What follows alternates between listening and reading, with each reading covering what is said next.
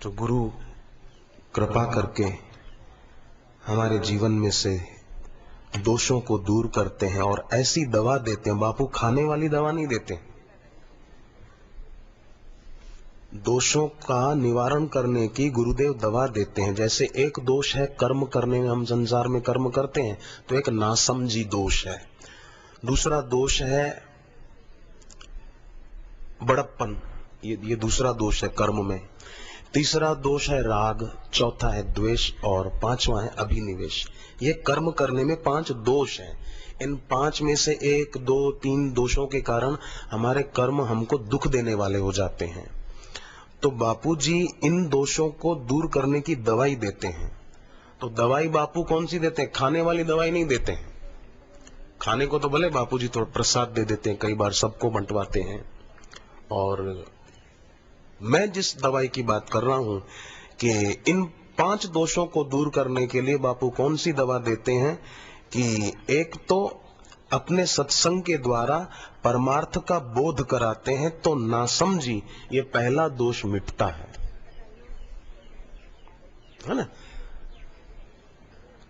नासमझी के कारण ही व्यक्ति कर्म में आसक्त हो जाता है और फल में आसक्त हो जाता है, कामना होती है और कर्तापन होता है।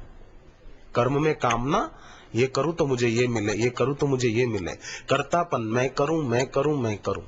फिर भले अच्छा काम भी हो ना, कई बार तो अच्छा काम करके भी लोग फल में बंध जाते हैं कि मैंने ये सेवा का काम किया।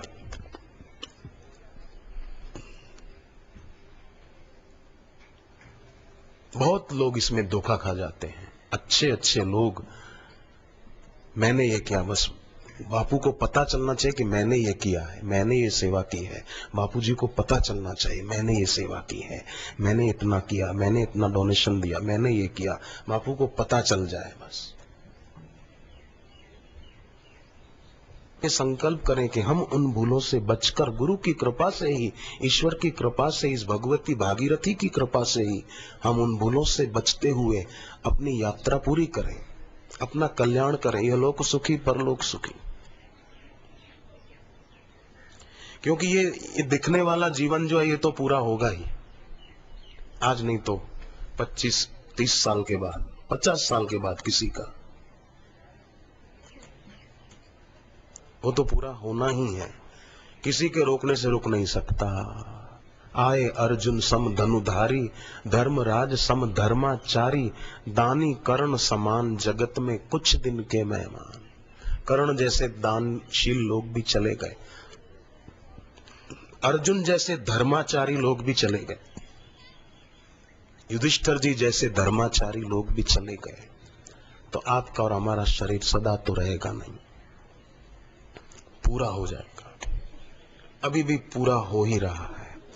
तो जब गुरुदेव परमार्थ का बोध कराते हैं, हमको सत्संग देते हैं, तो नासमझी मिटती है, एक दोष। दूसरा दोष है बड़प्पन का भाव, हमने इतना किया, हमने ये किया, हमने ये किया। तो जब गुरुदेव की वाणी सुनते सुनते भगवत भक्तिमय बुद्धि का उदय होता है, एक सच्चा भक्ति भाव, दिखावटी नहीं, वास्तव में भक्ति भाव का उदय होता है, तब बड़प्पन का भाव मिट जाता है। फिर वो व्यक्ति कितनी भी सेवा करे, उसके मन में दिखावा नहीं होगा कि मैंने इतनी सेवा की, लोगों को पता चलना चाहिए, ये नहीं होगा। वो सेवा करता जाएगा, जप करता जाएगा, सेवा साधना जो कहो करेगा, खूब दिखावा कुछ भी नहीं करेगा।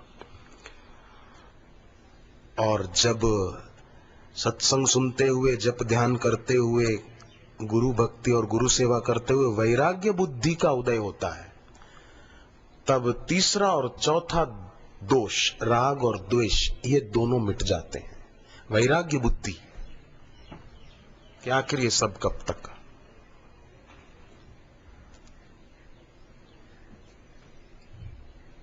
वैराग्य बुद्धि का उदय होगा, वीतरागता आएगी, तो फिर अब किससे राग करना, किससे द्वेष करना।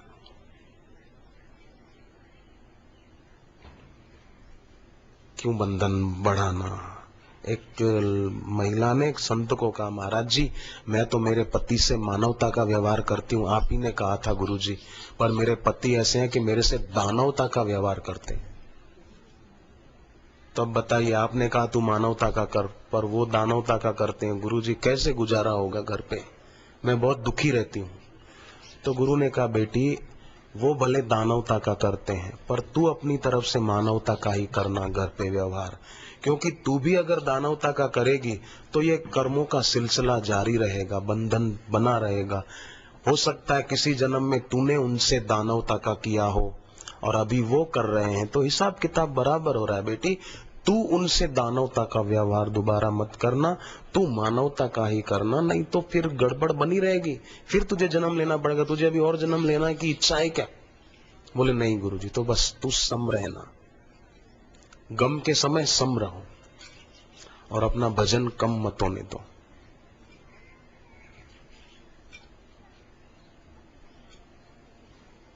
इतना तो फिल्म वाले भी गा लेते हैं, समझौता गमों से कर लो।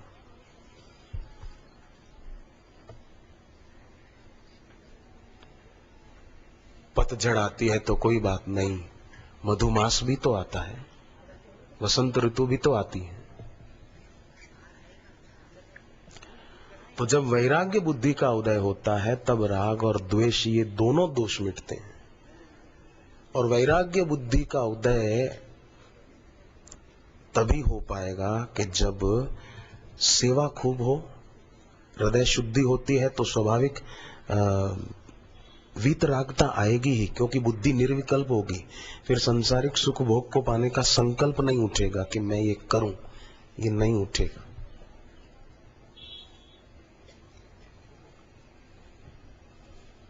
जप करने का जरूर उठेगा कि मैं चलो अनुष्ठान कर लूं, एक गंगा किनारे आए हैं तो अनुष्ठान, नहीं तो चलो घर पे 10 माला करते थे, यहां अपन 51 माला करेंगे एक दिन में। ऐसा मन में संकल्प उठेगा। ऐसा अगर संकल्प आपको उठता हो ना, चलो हरिद्वार आए हैं, थोड़ा जप ज्यादा कर लो भाई, दिन में थोड़ी देर मौन रख लेंगे, थोड़ा शांत रहें। 2 दिन के लिए आए तो लगेगा नहीं यहाँ तो 5 दिन रहने जैसा है, अच्छा हुआ आ गए, जान छूटी झंझट से। ऐसा आपको लगे ना अंदर, तो समझना आपने सेवा सच्चे दिल से की है। उसी कारण धर्म ते विरति, धर्म में जीवन जिया है, सचमुच सेवा की है, इसलिए आपको उससे वैराग्य आया और आप वो छोड़कर इधर आ गए। वह टिकट कैंसिल करा दो, भले बाद में जाएंगे, 4 दिन इधर रुकेंगे, 5 दिन रुकेंगे, बापूजी जब तक हैं तब तक रुक जाएंगे, गुरुदेव का दर्शन सत्संग मिलेगा, गंगा स्नान होगा, घाटा क्या है? सारी जिंदगी दुनिया में करते रहते हैं तो मिलता क्या है? जो मिलता है वो छूटने वाला, और दोष बढ़ते हैं। पर बापू के सानिध्य में रहेंगे तो दोष मिटेंगे और मिलेगा अछूत ईश्वर का ज्ञान, आत्मा परमात्मा का ज्ञान। तो यहां ही हम रहें, वैराग्य बुद्धि का उदय होता है, वैराग्य बुद्धि। और फिर अभिनिवेश, माने देह के साथ जुड़ जाते हैं ना, तो मैं मर तो नहीं जाऊंगा, ये तो नहीं हो जाएगा, ये तो नहीं हो जाएगा, एक्सीडेंट तो नहीं हो जाएगा। जब धर्म बुद्धि का उदय होता है तब देह का अभिनिवेश कम होता है। धर्म बुद्धि, धर्ममय जीवन। तो गुरुदेव की जो वाणी वागेश्वरी है वो हमारी बुद्धि की मलिनता को दूर करती है, और जब तक बुद्धि शुद्ध नहीं होगी तब तक मन भी शुद्ध नहीं होगा।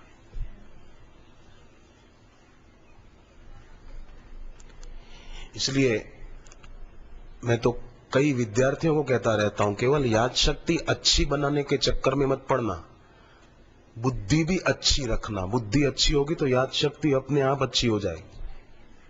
पर कई सोचते हैं कि बस कैसे भी करके मेरी याद शक्ति बढ़िया हो जाए, शंख पुष्पी पीऊं, ये करूं, मेरी याद शक्ति अच्छी हो जाए। 1000 शंख पुष्पी पियो, मना नहीं, चीज अच्छी है शंख पुष्पी, विद्यार्थियों के लिए याद शक्ति बढ़ाने वाली है, मैं मानता हूं। परंतु केवल याद शक्ति अच्छी होने से काम नहीं होगा, बुद्धि अच्छी हो, और बुद्धि अच्छी गुरु की उपासना से होगी, गुरु की सेवा से होगी, गुरु के ज्ञान का विचार करने से होगी। तो बापूजी ऐसी समझ हमको देते हैं जिससे हम सब इन दोषों से दूर हो जाएं।